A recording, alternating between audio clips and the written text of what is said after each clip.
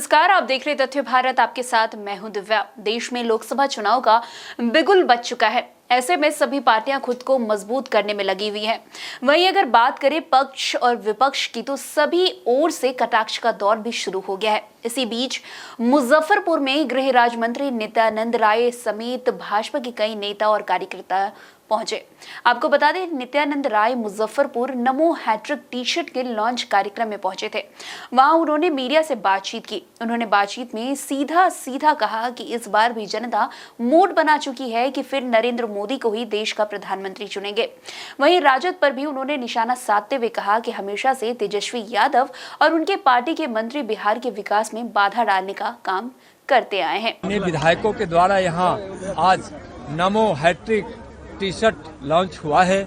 हजारों की संख्या में आज यहाँ नौजवान एकत्रित होकर मोदी जी को तिबारे प्रधानमंत्री बनाने के लिए यहाँ संकल्पित तो पहले ही थे, लेकिन आज फिर नई ऊर्जा के साथ आज से दोनों सीट मुजफ्फरपुर की जिताने के लिए, और जो बिहार प्रदेश पार्टी का यह निर्णय है कि एनडीए में कि हम 40 की 40 सीट जीतेंगे, और केंद्रीय नेतृत्व का निर्णय कि हम 400 सीट पार करेंगे, उसमें 40 सीट बिहार की देकर हम 400 सीट पार कराने में बिहार भी मददगार होगा। सीटों के बंटवारा को लेकर क्या लग रहा है? कुछ नहीं, सीटों के बंटवारा में कुछ नहीं है। सहूलियत से, सरलता से एनडीए की सीटों का बंटवारा जल्द ही हो जाएगा। यहाँ कोई मतभेद नहीं है।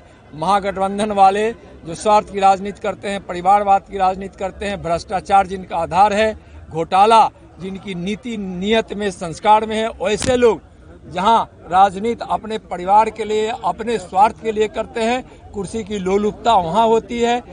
वहां महागठबंधन, इंडी गठबंधन में सिर्फ फुटबॉल है। हमारे यहाँ एनडीए में कुछ नहीं है। माननीय प्रधानमंत्री आदरणीय नरेंद्र मोदी जी की प्रेरणा का प्रभाव ऐसा है, उनकी पवित्रता का, उनके विचार का ऐसा प्रभाव है कि एनडीए में कहीं कोई मतभेद नहीं। एक और बात है कि मुंबई में जाकर तेजस्वी यादव बोल रहे हैं कि हमारे चाचा को ही ले जाए। अब भाई चाचा को इतना परेशान किए, अपराधियों का संरक्षण का अड्डा बन गया था राजद, तेजस्वी जी और उप मुख्यमंत्री जी और उनके मंत्रिमंडल और उनके नेता, और विकास में बाधा पहुंच रही थी। केंद्र की जो योजनाएं आती थी बिहार के विकास के लिए, उसमें तेजस्वी जी बड़े 6 विभागों को रखकर भ्रष्टाचार को अंजाम दे रहे थे।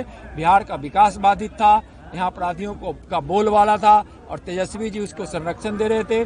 तो और यहाँ बिहार जब पिछड़ने लगा, विकास की गति रुकी, तो फिर यहाँ नीतीश जी ने, माननीय नीतीश जी ने डबल इंजन की सरकार की ताकत को समझते हुए एनडीए की सरकार बनाए, और उनके नेतृत्व में बना।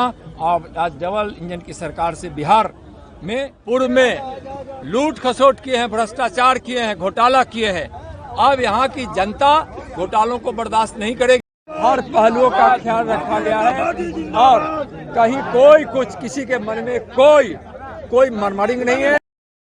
तो फिलहाल इस खबर में इतना ही। अन्य खबरों के लिए हमारे साथ ऐसे बने रहे और देखते रहिए तथ्य भारत। धन्यवाद।